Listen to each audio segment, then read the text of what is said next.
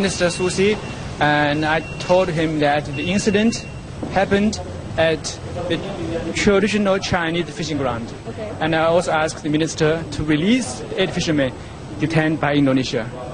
And also I emphasized that we hope the Indonesian side can proceed from the fundamental interests of our good bilateral relations and solve these kind of issues. Untuk kita itu adalah pencurian ikan di IUUF, Illegal Unreported Unregulated Fishing. Dan saya tidak peduli sekali lagi negara, kapal apa, punya siapa, ya mencuri ikan, dan itu kita tegaskan hari ini bahwa Satgas 115 serius dan kita tidak melihat hubungan negara, tidak melihat apa, itu adalah murni kejahatan perikanan, pencurian ikan. Itu Armada Laut Cina kembali bikin ulah di perairan Natuna. Tak hanya mengintervensi upaya penangkapan kapal nelayan yang dilakukan aparat Indonesia, tapi juga sudah melanggar batas wilayah. Tak hanya itu, pemerintah Cina menuding aparat Indonesia telah melukai nelayan mereka, di mana seorang pencuri ikan disebut tertembak. Namun, pernyataan itu dibantah Menteri Kelautan dan Perikanan, Susi Pujiastuti. Dengan kejadian itu, sudah ketiga kalinya armada Cina berbuat ulah di perairan Natuna, tepatnya zona ekonomi eksklusif, yang berjarak 200 meter dari landasan kontinental. Kejadian pertama berlangsung Maret lalu, ketika itu, kapal Coast Guard Cina sengaja menabrak kapal nelayan yang baru saja ditangkap dan memaksa agar Indonesia melepasnya. Kemudian akhir bulan lalu, ketika itu Beijing memprotes tindakan TNI Angkatan Laut yang menyita kapal Cina di dekat Kepulauan Natuna. Indonesia beranggapan penyitaan itu dilakukan karena kapal tersebut telah melakukan pencurian ikan hingga melintasi perbatasan negara. Saat insiden pertama, Indonesia tidak tinggal diam. 7 kapal perang Indonesia langsung diterjunkan ke lokasi, bahkan sejumlah pesawat tempur dikerahkan lebih dekat ke Pulau Natuna, agar lebih dekat dengan Laut Cina Selatan. Tidak mau kejadian serupa terulang kembali, Indonesia sebenarnya telah menerjunkan 7 kapal Republik Indonesia untuk memberi deterrence effect, terutama pada Cina. Bahkan, Indonesia juga mengeluarkan kebijakan menenggelamkan setiap kapal asing yang mencuri ikan. Kepala Dinas Penerangan Lantamal 4 Tanjung Pinang, Letkol Jos Didamopuli menegaskan, TNI Angkatan Laut tak mau tinggal diam menghadapi insiden tersebut. Mereka langsung mengerahkan armada lautnya menuju Laut Natuna dan menghadapi langsung kapal perang Cina. Berapa jumlah kekuatan kita? Di mana posisi pengamanan tidak boleh dibeberkan.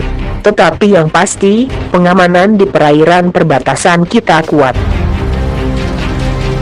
Di atas kertas, kekuatan Indonesia memang cukup jauh dibandingkan Cina, di mana kekuatan militernya berada di peringkat kedua.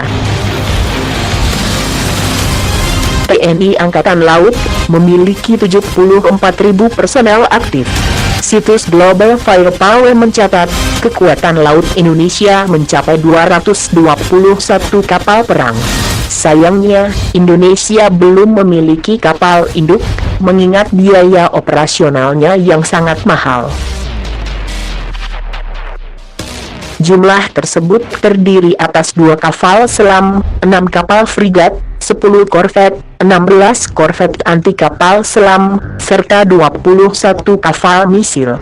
Sementara, terdapat 51 kapal patroli, 12 kapal penyapu ranjau, serta 4 kapal transport amfibi. Sedangkan Cina bagai raksasa, dengan kehadiran kapal induk kelas Kuznetsov yang diberi nama Liaoning. Liaoning dapat mengangkut sejumlah pesawat terbang, khususnya buatan negeri sendiri. Antara lain, 24 unit pesawat tempur Shenyang J-15, 6 unit helikopter Changhe Z-18, 4 unit helikopter Kat-31, dan 2 unit helikopter Harbin Z-9. Cina juga memiliki kapal tempur jenis frigat yang jumlahnya mencapai 47 unit, kapal destroyer 26 unit, dan kapal jenis korvet 25 unit.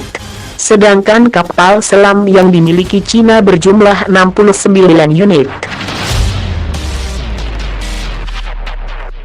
Setengah dari kapal selam tersebut ditugasi untuk mengawasi Laut Selatan, termasuk Laut Cina Selatan. Selain itu, mereka juga masih mengoperasikan 4 kapal transport amfibi, 32 kapal pengangkut tank, 31 kapal pengangkut medium, 109 kapal misil, 94 pemburu kapal selam, 17 kapal patroli, 29 kapal penghancur ranjau, serta 11 kapal perbantuan.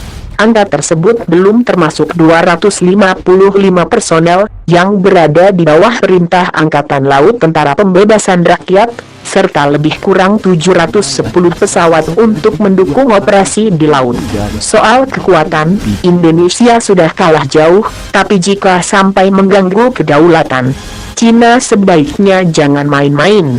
Karena akan banyak hal kecil yang Indonesia bisa lakukan dan jadi masalah besar untuk Cina.